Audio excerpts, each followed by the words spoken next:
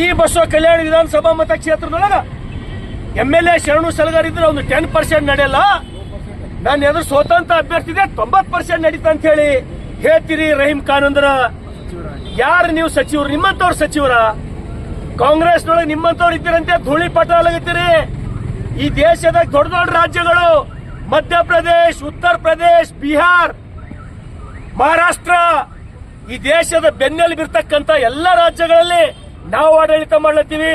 ಅದಕ್ಕಾಗಿ ನಿಮಗೆ ವಿನಂತಿಯನ್ನು ಮಾಡ್ತೇನೆ, ಕೊನೆ ಚಾನ್ಸ್ ರಹೀಂ ಖಾನ್ ಅವರೇ. ಇದು ನಿಮ್ಗ ನಿಮ್ ನ್ಯಾಲಿಗೇನ್ ಅಂತ ಮಾತುಗಳು ಬರಬಾರ್ದು. ನಾನು ಇಲ್ಲಿನ ಶಾಸಕ, ಅವ ಸೋತವ ಎಷ್ಟೇ ದೊಡ್ಡ ಮಂತಂದ ಇರಬಹುದು, ಅವನು 90% ಅವನೇ ನಡೀತಾ ಅಂತ ಹೇಳಿ ನೀವು ಹೇಳಿದ್ ಹಾಕಲೇ ಅದ. ನಿಮ್ ವಾಟ್ಸಪ್ಪಿಗೆ ಹಾಕಲ್ಲ ನಾನು. ಅಂತ ಮಾತು ಹೇಳಕ್ ನಿಮ್ಗೆ ನಾಚಿಕೆ ಆಗಲ್ಲ? ಆ ರೀತಿ ಮಾತು ಹೇಳದ ನೀವು? ಒಬ್ಬ ಶಾಸಕ ಶರಣು ಸಲಗರ್ದಲ್ಲಿ ಏನೂ ನಡೆಯಲ್ಲ, ನನ್ನ ಎದುರು ಸ್ವತಂತ್ರ ಅಭ್ಯರ್ಥಿ 90% ನಡೀತಾ ಅಂತ ಹೇಳಿ ಈ ಮಾತು ನೀವು ಯಾರಿಗಾರ ಹಿರಿಯರಿಗೆ ಕೇಳ್ಕೋರಿ. ನಾ ಇಂತ ಮಾತಾಡೀನಿ ಬಸವ ಕಲ್ಯಾಣದೊಳಗೆ ಅಂತ ಹೇಳಿ. ಹಾಗಾಗಿ ರಹೀಂ ಖಾನ್ ಅವರೇ, ಈಗನು ಸಮಸ್ತ ಬಿಜೆಪಿ ಬಸವ ಕಲ್ಯಾಣ ವತಿಯಿಂದ ನಾವೆಲ್ಲರೂ ನಾವು ಪಾರ್ಟಿ ವೈಸ್ ಕೇಳ್ತೀವಿ. ನಾವು ಬಿಜೆಪಿ ಕಾರ್ಯಕರ್ತ ಡಿಮ್ಯಾಂಡ್ ಮಾಡ್ತೀವಿ.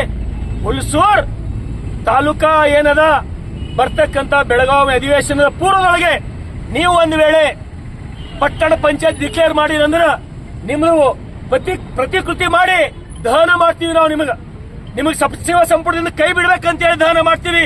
ಮುಂದ ಬೀದರ್ ಜಿಲ್ಲೆದೊಳಗೆ ಬಂದು ನಿಮಗೆ ಸೋಲ್ಸಕ್ಕಂತ ಕೆಲಸ ಮಾಡ್ತೀವಿ. ಯಾಕಂದ್ರ ನೀವು ತಾರತಮ್ಯ ಮಾಡಿರಿ. ಯಾವಾಗ ರಾಜೇಶ್ವರ್ ಕೊಡ್ತೀರಿ, ತಾಲೂಕಾ ಹೆಡ್ ಕ್ವಾರ್ಟರ್ ಕೊಡಲ್ಲ ಅಂದ್ರ ಇದು ತಪ್ಪು ಮಾಡಿರಿ. ತಾವು ತಿದ್ದುಕೋರಿ. ನಿಮ್ ಜೊತೆ ನಂದೇನು ವೈಯಕ್ತಿಕ ದ್ವೇಷ ಇಲ್ಲ, ನಿಮ್ ಜೊತೆ ನಂದು ಯಾವುದೇ ತಕರಾರಿಲ್ಲ. ಯಾವ ರೀತಿ ನೀವು ಕಾನೂನು ಬಿಟ್ಟು ಮಾತಾಡ್ತೀರಿ, ಒಬ್ಬ ಮಂತ್ರಿಯಾಗಿ ಯಾವ ರೀತಿ ಮಾತಾಡಬೇಕು, ನಮ್ಮಿಂದ ನೀವು ಪಾಠ ಕಲಿಬೇಕಾ? ನೀವು ನಮಗೆ ಪಾಠ ಕಲಿಸಬೇಕು.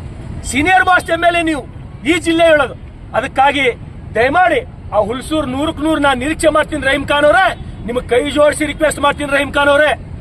ನಾನು ಬಂದಿನಿ ನಿಮ್ ಕಚೇರಿ ಒಳಗ, ನಿಮ್ಮೆಲ್ಲ ಅಧಿಕಾರಿಗಳು DMA ಹಿಡ್ಕೊಂಡು ಎಲ್ಲ ಇದ್ದರು. ಮಾಡ್ತೀನಿ ಅಂತ ಹೇಳಿ ನನಗೆ ಹೇಳಿ ಒಪ್ಕೊಂಡಿರಿ. ನೀವು ಮಾಡ್ತೀನಿ ಶರಣು ಸಲಗರ್ ಅಂತ ಹೇಳಿರಿ. ನೀವು ಅದಕ್ಕೆ ಮಾತಿಗೆ ಕೊಟ್ಟಂತ ತಾವು ನಡ್ಕೋಬೇಕಂತ ಹೇಳಿ ನಿಮ್ಗೆ ವಿನಂತಿಯನ್ನ ಮಾಡ್ತೇನೆ. ಹಾಗಾಗಿ ಮತ್ತೊಮ್ಮೆ ಬಿಹಾರದ ಗೆಲುವು ಬಹುತೇಕ ಈ ದೇಶದ ದುಃಖಸೂಚಿ. ಇದು ಇನ್ನು ಬರ್ತಕ್ಕಂತ ಮುಂದಿನ 25 ವರ್ಷಗಳು ಮತ್ತೆ ಕೇಂದ್ರದೊಳಗೂ ರಾಜ್ಯದೊಳಗ ಬಿಜೆಪಿನೇ ಬರ್ತದ ಅಂತಕ್ಕಂಥದ್ರ ಮುನ್ಸೂಚನೆ